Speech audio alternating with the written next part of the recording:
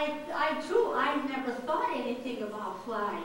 But when I was young, I liked to climb in the trees. If I couldn't climb in the trees or shimmy up a pole, I'd sit in our roof, because I just liked to look it all over. And this one fella came up to I worked in the courthouse. He came up to talk to me, and he brought in some papers to file, and he said, and he started talking about flying. Of course, I stood there with my mouth open. I thought, geez, I can get above the roof. So he gave me a flight. I had a flight. Fella gave me 10 spins, and he kept looking around. I said, one more time. Well, after 10 one more times, he didn't look around anymore. He let him look a little green. But anyway, he said, you know, whatever you do, you're going to have to learn to fly.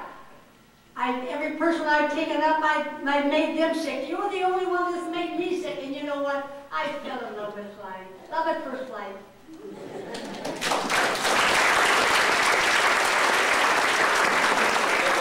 Selection process. How did you get into the WASP program? Well, I tell you, you needed either 35 hours of flying time or a private license. Heck, I didn't have the money to get a private license, so I got 35 hours of flying time and I went down to Texas. And it was just fine, except when it came to ground school. I didn't have any of this ground school. If it was a nice day, I'd go flying. If it wasn't, I'd stay on the ground. And, you know, and physics, you had to learn in the schooling. Heck, I thought that was for stomachache. I didn't know it was something you had to learn to fly airplanes. But I overcame it because I loved to fly, and they saw that I did, and they helped me, and I was very lucky to get in.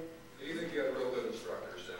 Oh, I had wonderful instructors. And what was the spirit of camaraderie among the other women?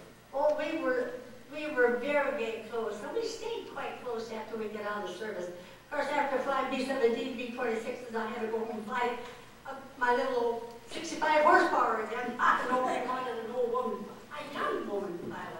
And did you have a sense that you were trailblazers? No, I didn't think about that at all. You just thought about flying? Yes, sir. Okay. It was great. Well, coming back to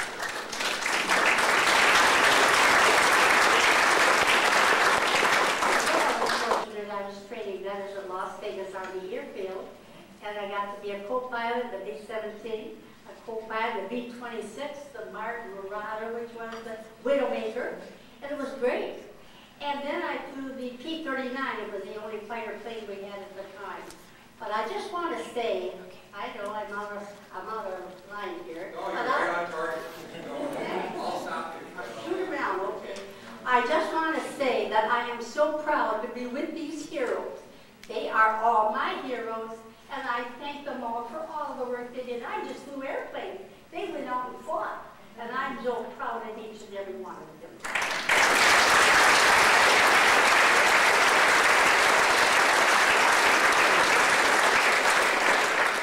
2 years ago, when I interviewed you, I came down to your house, and you told me that you helped train the gunnery training, that you were the fighter pilot buzzing through the bomber formation. Scared the hell out of me. Yeah, I can talk about that.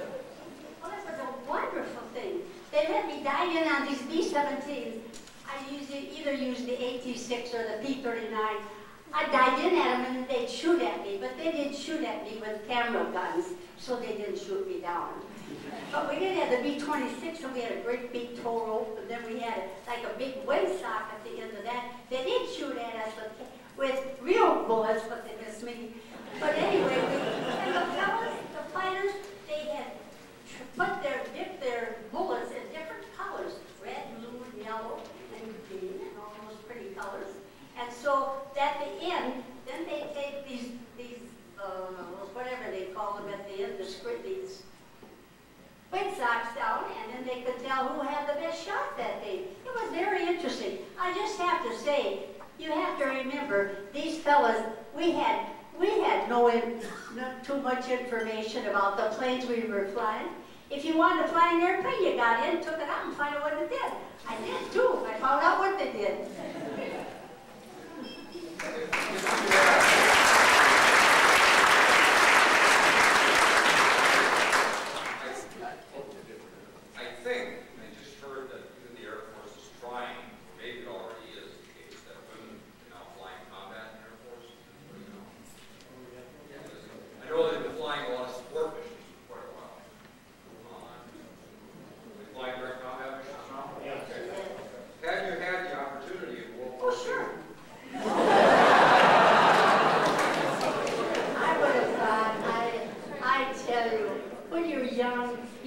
nothing is ever going to happen to you.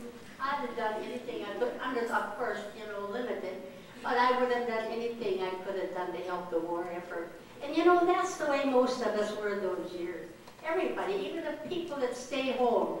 Like my sister, she was in the Civil Air Patrol, and they did everything they could to help the civil. I wish there were a little bit more like that today. Of course, I'm old-fashioned.